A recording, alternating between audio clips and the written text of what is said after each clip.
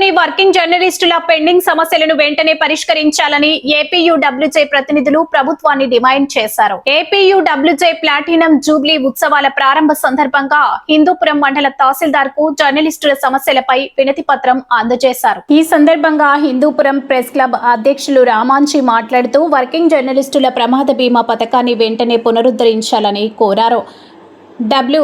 JHS ఆరోగ్య పథకంలో ఉన్న సమస్యలను పరిష్కరించి జర్నలిస్టులకు మెరుగైన వైద్య సేవలు అందించాలని విజ్ఞప్తి చేశారు.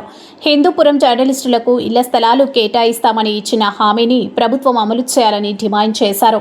జర్నలిస్టులకు పెన్షన్ పథకం ప్రవేశపెట్టడంతో పాటు జర్నలిస్టులపై జరుగుతున్న దాడులు, బెదిరింపులను అరికట్టేందుకు ప్రత్యేక భద్రతా చట్టం తీసుకురావాలని కోరారు. జర్నలిస్టుల సమస్యలను ప్రభుత్వం సానుకూలంగా పరిశీలించి పెండింగ్ డిమాండ్లను త్వరితగతిన పరిష్కరించాలని ఏపీయూడబ్ల్యూజే ప్రతినిధులు విజ్ఞప్తి చేశారు. ఈ కార్యక్రమంలో ఏపీయూడబ్ల్యూజే గౌరవ అధ్యక్షులు ప్రకాష్, సీనియర్ పాత్రికేయులు నాగరాజు, పాత్రికేయులు ప్రదీప్, చరణ్, జనార్దన్, ఎం నాగరాజు, గంగయ్య, చాంద్ బాషా తదితరులు పాల్గొన్నారు.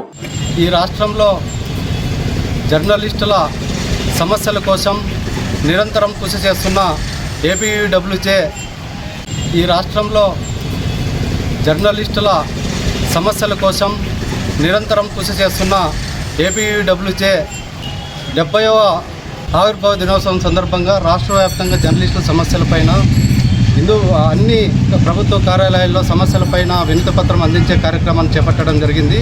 అందులో భాగంగానే హిందూపురం జర్నలిస్టుల ఆధ్వర్యంలో జర్నలిస్టుల సమస్యలపై వినతి పత్రాన్ని హిందూపురం తహసీల్దార్ కార్యాలయంలో గ్రీవెన్స్లో ఇవ్వడం జరిగింది.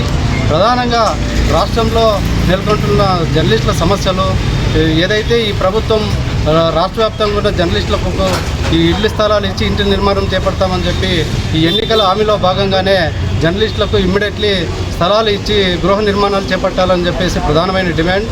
అదేవిధంగా రాష్ట్ర వ్యాప్తంగా జర్నలిస్టుల పైన అతి దారుణంగా హత్యలు చేసి దారుణాలకు పాల్పడుతున్న జర్నలిస్టులకు రక్షణగా ఇవ్వాలని చెప్పేసి ప్రభుత్వాన్ని కోరుతున్నాం.